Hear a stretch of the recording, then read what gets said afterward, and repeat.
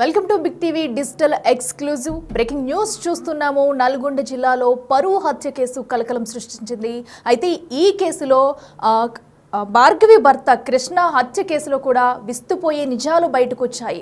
అయితే ఇప్పటికీ విచారణ ప్రారంభించి దర్యాప్తు చేసిన పోలీసులు ఈ కేసులో కంగుతనే నిజాలను బయటపెట్టారు. కృష్ణ హత్యకు సంబంధించి కూడా భార్గవి కుటుంబ సభ్యులు మొత్తంగా దీనికి ప్లాన్ చేసినట్టుగా కూడా తెలుస్తుంది. దీనికి ప్రధాన సూత్రధారిగా భార్గవి నానమ్మ బుచ్చమ్మ ఎవరైతే ఉన్నారో ఆవిడే దీనికి ఒక ప్లాన్ వేసినట్టు కూడా తెలుస్తుంది. మనం స్క్రీన్ మీద చూస్తున్నాం, బిగ్ టీవీ స్క్రీన్ మీద ఆవిడే అటు భార్గవి నానమ్మ, ఎందుకంటే తను ఇష్టం లేకుండా భార్గవి కృష్ణను ఇష్టం లేకుండా మ్యారేజ్ చేసుకుందని ఒక్క కారణంతో కూడా అటు కృష్ణను హత్య చేయించేందుకు పగడ్బందీగా ప్లాన్ వేసి ఇటు బుచ్చమ్మే మనం చూస్తున్నాం కదా స్క్రీన్ మీద, అటు భార్గవి నానమ్మ బుచ్చమ్మ ఎవరైతే ఉన్నారో ఆవిడే ఈ హత్యకు మొత్తంగా ప్లాన్ చేసి కూడా అటు నవీన్ని కూడా ప్రేరేపించింది. తన కొడుకు మనవణ్ణి కూడా హత్యకు ప్రేరేపించి కూడా ఈ హత్య జరిగేటట్లు కూడా మొత్తం దీని వెనకాల ఉన్నది కూడా తన నానమ్మ అంట కూడా విచారణలో తేలింది. అయితే ఈ కేసుకు సంబంధించి ఈ నెల 19 నుంచి కూడా పక్కాగా ప్లాన్ చేసినట్టు కూడా సమాచారం అందుతుంది మనకి. సో మొత్తంగా చూసుకుంటే భార్గవి కుటుంబ సభ్యులు నలుగురు కలిసి మరో ఇద్దరు సహకారంతో కూడా కృష్ణ హత్యకు ప్లాన్ చేసినట్టు కూడా మనకి పోలీసులు నిర్ధారించారు. సో మనం చూడొచ్చు, భార్గవి అటు కృష్ణను ఇష్టం లేకుండా లవ్ మ్యారేజ్ చేసుకుంది అనే ఒక్క కారణంతో కూడా కృష్ణ హత్యకు ప్లాన్ చేశారు. ప్లాన్ చేసి నవీన్ ఎవరైతే ఉన్నారో గొంతు నులిమి కూడా ఆ కృష్ణను చంపేసి మృతదేహాన్ని నానమ్మకు చూపించేందుకు కారు డిక్కీలో వేసుకుని నానమ్మ దగ్గరికి వెళ్ళి బుచ్చమ్మకు చూపించి దాదాపుగా 100 కిలోమీటర్ల వరకు కూడా డెడ్ బాడీని కారులో పెట్టుకుని వెళ్ళి ట్రావెల్ చేసినట్టుగా కూడా తెలుస్తుంది మనకి. సో అయితే డెడ్ బాడీని ఎక్కడ పడేయాలో తెలియక చెల్లెలి ఇంటి సమీపంలోనే డెడ్ బాడీని పడేశారు నవీన్. అయితే ఈ హత్య కూడా పక్కా ప్లాన్ ప్రకారం జరిగినట్టు కూడా మనకి పోలీసుల నిర్ధారణలో తేలైంది. బుచ్చమ్మ ఎవరైతే ఉన్నారో ఆవిడే వీళ్ళని రెచ్చగొట్టి ఆ కృష్ణ హత్యకు కూడా ఒక కారకురాలుగా కూడా నిర్ధారించారు. సో ఇప్పుడు మనం చూస్తున్నాం బిగ్ టీవీ స్క్రీన్ మీద అటు భార్గవి అటు కృష్ణ విజువల్స్, అలాగే బుచ్చమ్మ ఎవరైతే హత్యకు ప్రేరేపించిందో ఆవిడ ఎవరైతే ఉన్నారో మనం బిగ్ టీవీ స్క్రీన్ మీద చూస్తున్నాము. ఆవిడ నానమ్మ బుచ్చమ్మ మొత్తం మీద ఈ హత్యకు కూడా మొత్తం నవీన్ అటు ప్రేరేపించి ఉసుగొలుపుతూ కూడా హత్య జరిగేటట్టుగా కూడా పక్కా ప్లాన్ ప్రకారం చేశారు. సో అయితే ఎప్పుడైతే వీళ్ళిద్దరూ పెళ్లి చేసుకున్నారో భార్గవి కృష్ణ అప్పటి నుంచే నవీన్ నుంచి బెదిరింపులు మొదలు పెట్టారట. బెదిరింపులు వచ్చినట్టు కూడా మనకు తెలుస్తుంది. అప్పటి నుంచి బెదిరించి అయితే పక్కా ప్లాన్ ప్రకారం ఈ నెల 19న ప్లాన్ వేసుకుని కృష్ణను హత్య చేశారు. ఇక ఇదే అంశానికి సంబంధించి కూడా మరింత సమాచారం మా ప్రతినిధి పుల్లారావు అందిస్తారు. పుల్లారావు, చెప్పండి. మనం చూస్తున్నాం కృష్ణ హత్య కేసుకు సంబంధించి కూడా విస్తుపోయే విషయాలు వచ్చాయి. ఎందుకంటే కుటుంబ సభ్యులే హత్య చేసేందుకు కూడా ప్రేరేపించి ఎవరైతే వాళ్ళ నానమ్మ ఉన్నారో దీనికి ప్రధాన కారకురాలుగా కూడా తెలుస్తుంది మనకి. ఇప్పుడు అసలు దీనికి సంబంధించి పూర్తి డీటెయిల్స్ ఏంటి? యాక్చువల్ గా సూర్యాపేట పరువు హత్యకు సంబంధించేసి విస్తుపోయే నిజాలు అనేవి వెలుగులోకి వస్తున్న పరిస్థితి ఉంది. ముఖ్యంగా అనేక ట్విస్టులు అనేవి ఈ హత్యకు సంబంధించేసి బయటపడుతున్న పరిస్థితి నెలకొందని చెప్పవచ్చు. తన నానమ్మ కళ్ళల్లో ఆనందం చూడటం కోసం అని చెప్పేసి మనవడు ఈ విధంగా ఈ యొక్క హత్య చేశాడని చెప్పేసి కూడా ఒప్పుకున్నట్లు కూడా మనకు తెలియవస్తుంది. ముఖ్యంగా ఈ యొక్క కృష్ణకు సంబంధించి ఎవరైతే మృతుడు కృష్ణ ఉన్నాడో కృష్ణ మృతికి సంబంధించేసి విస్తుపోయే నిజాలు కూడా చాలా వరకు వెలుగులోకి వస్తున్నాయి. ముఖ్యంగా పోలీసులు కూడా ఇదే విషయానికి సంబంధించేసి పూర్తి స్థాయిలో దృష్టి కేంద్రీకరించినట్టు కూడా తెలుస్తుంది. కృష్ణ హత్యకు కారకులు వ్యక్తులు ముఖ్యంగా 5గురిని, అంటే కృష్ణ హత్యకు సంబంధించిన వ్యక్తులు ఎవరుతున్నారో 5గురిని కూడా అదుపులోకి తీసుకున్నట్టు కూడా మనకు తెలియవస్తుంది. కృష్ణ హత్యకు ప్రధాన కారకుడిగా కృష్ణ భార్య అయినటువంటి భార్గవి యొక్క అన్నయ్య అయినటువంటి నవీన్, అదేవిధంగా అతని యొక్క తల్లిదండ్రులు, వారితో పాటు బైరు మహేష్, వీరందరినీ కూడా అదుపులోకి తీసుకున్నట్లు కూడా మనకు తెలియవస్తుంది. మొత్తంగా 5గురి వ్యక్తులను కూడా పోలీసులు అదుపులోకి తీసుకొని విచారిస్తున్నారు. ఈ విచారణలో చాలా విసుపోయే విషయాలు మాత్రం చెప్పుకుంటూ వస్తున్నారు. ఎందుకంటే భార్గవి అంటే నవీను కృష్ణ ఇద్దరు కూడా మొదటగా స్నేహితులుగా ఉన్నటువంటి పరిస్థితి ఉండడం జరిగింది. సో వీరి యొక్క స్నేహం అనేది చాలా కాలం కూడా కొనసాగింది.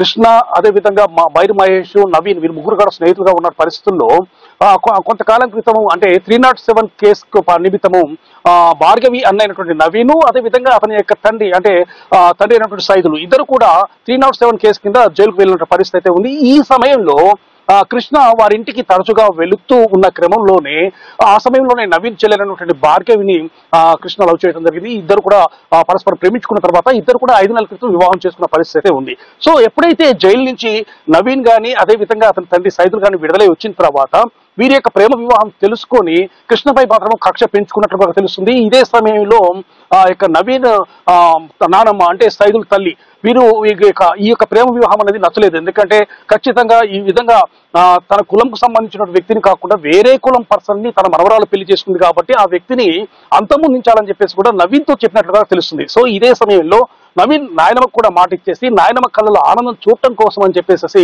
ఈ విధంగా కృష్ణను చంపడం కోసమని గత 2-3 నెలలుగా కూడా స్కెచ్ వేస్తున్నట్టు కూడా మనకు తెలియవస్తుంది.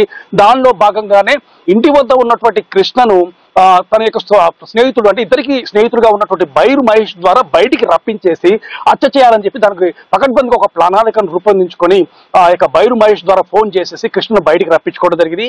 బయటకి రప్పించుకున్న తర్వాత ఈ యొక్క ఎవరైతే భార్గవి అంటే మృతురాలు భార్య ఉంది, భార్గవి తల్లిదండ్రులు అయితేంది, నవీను అతనితో పాటు అతని యొక్క సోదరుడు, మొత్తం ఈ ఇద్దరు ప్లస్ భార్గవి యొక్క తల్లిదండ్రులు అదేవిధంగా బైరు మహేష్ మొత్తం 5 కలిసేసేసి ఒక ప్రణాళికబద్ధంగా కృష్ణను బయటికి రప్పించుకొని కృష్ణను గొంతు నులిమి చంపేసి బండరాయితో మోది చంపేసిన తర్వాత వాళ్ళు ఆ యొక్క మృతదేహాన్ని అంటే కృష్ణ మృతదేహాన్ని కారి డిక్కీలో వేసుకొని వచ్చేసి వారి యొక్క నానమ్మకు చూపించేసేసి అదేవిధంగా కృష్ణ మృతదేహం కనబడకుండా చేయాలని చెప్పేసి పక్కటిబందిగా ప్లాన్ చేసేసుకుని అన్ని రకాల అంటే ఆ మృతదేహం కనబడకుండా చేయాలన్న ఉద్దేశంతో చాలాసేపు ఆ యొక్క డెడ్ బాడీని కారి డిక్కీలో ఉంచుకొని బయట మొత్తం తిరిగారు. కాకపోతే వారి ప్రయత్నం అనేది సఫలం కాకపోయేసరికి ఆ యొక్క కృష్ణ మృతదేహాన్ని మూసీ కెనాల్ పక్కన అంటే పిల్లల మరి సమీపంలో ఉన్నటువంటి మూసీ కెనాల్ పక్కన ఆ యొక్క కృష్ణ మృతదేహాన్ని ఉంచేసేసి అక్కడి నుంచి వాళ్ళు వెళ్ళిపోయిన పరిస్థితి ఉంది. వెళ్ళిన తర్వాత పోలీసులకు లొంగిపోయినట్లు కూడా తెలిసింది. కాకపోతే పోలీసులు మాత్రం ఇటు విషయాన్ని మాత్రం గోప్యంగా ఉంచారు. ముఖ్యంగా నవీన్ని ఆల్రెడీ పోలీసులు అదుపులో తీసుకున్నట్లుగా కూడా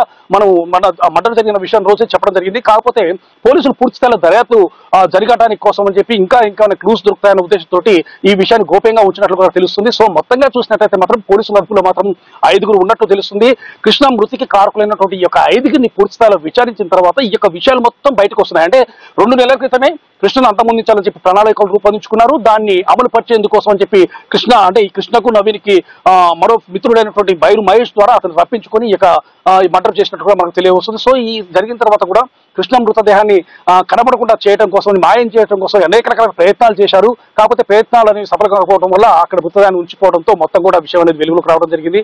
సో ఈ మర్డర్ చేశాం కాబట్టి తప్పనిసరిగా ఇది వెలుగులోకి వచ్చే అవకాశం ఉందని ముందస్తుగానే భార్గవి సోదరుడు నవీను అదేవిధంగా బైరు మహేష్ వీళ్ళందరినీ కూడా వీళ్ళు కూడా పోలీసులకు లొంగిపోయినట్లుగా మనకు తెలుస్తుంది. మొత్తంగా ఇదే కోణంలో ఉందా ఇంకా వేరే కోణంలో కూడా పోలీసులకు దృష్టి కేంద్రీకరించారు. కాకపోతే ఇది పరువు వచ్చగానే పోలీసులు మాత్రం మొదటగా గుర్తించేసి వీళ్ళని అదుపులో తీసుకున్న తర్వాత వీరికి సంబంధించేసి పూర్తిగా ఎంక్వైరీ చేసిన తర్వాత ఈ విషయాలన్నీ అంటే కృష్ణను అంతమొందించేందుకు ఈ విధమైనటువంటి ప్రణాళికలు రూపొందించాలన్న విషయాలు మొత్తం కూడా బయటకు వచ్చిన పరిస్థితి అయితే ఉండడం జరిగింది. మొత్తంగా చూసినట్లయితే మాత్రం ఈ 5 నిందితులు కూడా పోలీసులు అదుపులోనే ఉన్నారు. వారిని ఇంకా పూర్తి స్థాయి ఎంక్వైరీ చేస్తున్నారు. దీనికి సంబంధించేసి కొద్దిసేపట్లోనే ఎస్పీ దీనికి సంబంధించి ప్రెస్ మీట్ పెట్టే అవకాశం ఉన్నట్లు కూడా మనకు తెలియవస్తుంది. ఎట్లా ఇప్పటి వరకు ఒక పక్కా ప్రణాళిక అనేది వేసుకుని వీళ్ళందరూ ఒక హత్య చేసినట్టు కూడా మనకైతే ఒక నిర్ధారణ వచ్చింది. మరి దీనిపై అటు కృష్ణ కుటుంబ సభ్యులు ఏమైనా స్పందించారా? వాళ్ళు ఏం కోరుతున్నారు? యాక్చువల్గా కృష్ణ ప్రేమించి పెళ్లి చేసుకున్నాడు.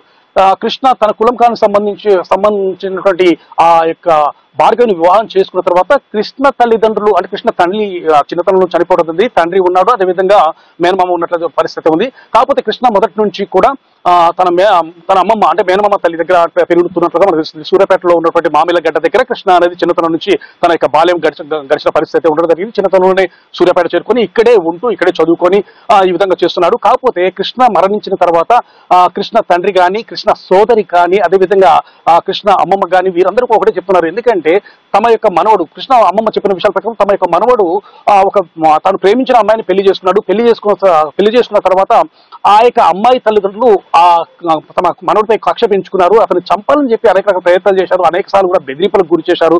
సో వారు హత్య చేశారు కాబట్టి తన మనవడి యొక్క మృతికి కారకుడైనటువంటి వారిని కఠినంగా శిక్షించాలని చెప్పేసి కూడా కృష్ణ అమ్మమ్మతో పాటు కృష్ణ తండ్రి డేవిడ్ అదేవిధంగా కృష్ణ భార్య భార్గవి అదేవిధంగా సోదరి కూడా పోలీసులకు మొదటి నుంచి కూడా డిమాండ్ చేస్తున్నారు. అదేవిధంగా వివిధ కుల సంఘాలు కూడా ఇదే విషయాన్ని కూడా పెద్ద ఎత్తున కూడా విషయాన్ని బయటకు తీసుకురావడం జరిగింది. చాలా వరకు కూడా కృష్ణ పోస్ట్ మార్టం అయిపోయిన తర్వాత కూడా రోడ్డుపై సూర్యాపేట రోడ్లపై ధర్నాలు నిర్వహించారు. వహించారు. కృష్ణ మృతికి కారకులైన వారిని వెంటనే కఠినంగా శిక్షించాలి. ఇలాంటి పరువు హత్యలని పునరావృతం కాకుండా అంటే ఈ విధంగా దారుణానికి పాల్పడిన వారిని కఠినంగా శిక్షించాలని చెప్పేసి కూడా వాళ్ళు ధర్నాలు చెప్పిన పరిస్థితి ఉండడం జరిగింది. ఇదే సమయంలో కృష్ణ కుటుంబానికి కూడా కావాల్సిన పరిహారం చెల్లించాలి. ఎందుకంటే పరువు హత్య చేశారు, ఎందుకంటే తమ దగ్గర డబ్బు ఉంది కాబట్టి ఏ విధంగా మాయ చేయొచ్చు, ఎవరైనా కొనొచ్చు అన్న ఉద్దేశంతో ఈ విధంగా దారుణానికి పాల్పడ్డారు. కృష్ణ చేసిన తప్పు ఏంటి, కృష్ణ ప్రేమించి పెళ్లి చేసుకోవడం తప్ప అని చెప్పేసి కూడా కుల సంఘాలు అదేవిధంగా కృష్ణ కుటుంబ సభ్యులు కూడా డిమాండ్ చేసిన పరిస్థితి ఉంది. ఇదే విషయానికి సంబంధించి మాత్రం పోలీసులు చాలా పూర్తి స్థాయిలో దర్యాప్తును కొనసాగించేసి ఈ యొక్క 5 వ్యక్తులను కూడా అదుపులో తీసుకొని ఈ రోజు ఇదే విషయానికి సంబంధించి కూడా ప్రెస్ మీట్ పెట్టే అవకాశం కనబడుతుంది. ఎస్పీ దీనికి సంబంధించి కొద్దిసేపట్లో మీడియా సమావేశం ఏర్పాటు చేసే అవకాశం ఉన్నట్టు కూడా మనకు తెలియజేస్తుంది. పోలీసులు కూడా మొదటి నుంచి చెప్తున్నారు, ఈ విధమైనటువంటి పరువు హత్యకు పాల్పడిన వ్యక్తులను ఎవరిని కూడా ఉపేక్షించము, తప్పనిసరిగా కూడా వారిని కఠినంగా శిక్ష పడే విధంగా మేము చర్యలు తీసుకుంటామని చెప్పి కూడా పోలీసులు మొదటి నుంచి చెప్తున్నారు. సో ఇప్పుడు పోలీసులు వారిపై ఎలాంటి అంటే దానికి సంబంధించి ఎలాంటి సెక్షన్స్ నమోదు చేసేసి వారిని జైలు పంపిస్తారనే విషయాలు మాత్రము వేచి చూడాలి. అట్లా సో చూస్తున్నాం కదా, కృష్ణ హత్యకు సంబంధించి కూడా భార్గవి కుటుంబ సభ్యులే ఒక ప్రణాళిక వేసుకుని పక్కా ప్లాన్ ప్రకారమే కుటుంబ సభ్యులతో కలిసి ఈ హత్య జరిగినట్టు కూడా నిర్ధారించారు పోలీసులు. అయితే ఇప్పటికీ ఈ కేసుకు సంబంధించి 5గురిని అదుపులోకి తీసుకుని పోలీసులు విచారిస్తున్నారు. ఇంకా ఏమైనా క్లూస్ బయటకు వస్తాయి, ఇంకా ఎవరైనా నిందితులు ఉన్నారా అనే కోణంలో కూడా పోలీసులు దర్యాప్తు చేస్తున్నారు. మరి ఈ ఘటనకు సంబంధించి మరి కాసేపట్లో కూడా ఎస్పీ నిజాలను బయటపెట్టే అవకాశం కూడా కనిపిస్తుంది. నిన్న సాయంత్రం 5 గంటలకు అట్లా మేము మంచిగానే ఉన్నాం. అట్లా కొద్దిసేపు అట్లా మాట్లాడుకుందాం, బయటకు వెళ్దామని చెప్పి మాట్లాడుకుందాం. అప్పటికి నేను ఫోన్ మాట్లాడుతున్నా, ఫ్రెండ్తో ఫోన్ మాట్లాడుతున్నా, అతని వదినతో మాట్లాడుతుంటే బైర్ మహేష్ అనే వ్యక్తి ఆయన ఫోన్ చేసిండు బంటికి ఫోన్ చేసి ఇట్లా ఏడున్నావు ఏంది అని చెప్పి అడిగి వస్తున్నావా అని చెప్పి అనగానే వస్తున్నా అని చెప్పి 5ంటికి ఎమ్మటే బయలుదేరి వెళ్ళిపోయిండు. నేను ఆల్రెడీ అప్పుడు ఫోన్ మాట్లాడుతున్నా, మా ఫ్రెండ్స్ని హోల్డ్లో పెట్టి ఫోన్ మాట్లాడుతుంటే నాకు చెప్పకుండా అట్లనే వెళ్ళిపోయిండు. 5ంటికి వెళ్ళిపోవడమే, ఇక మళ్ళీ రాలేదు ఇంటికి. పొద్దున్న దాకా కూడా రాలేదు. ఆయన బైరు మహేష్ మా అన్నయ్య మీద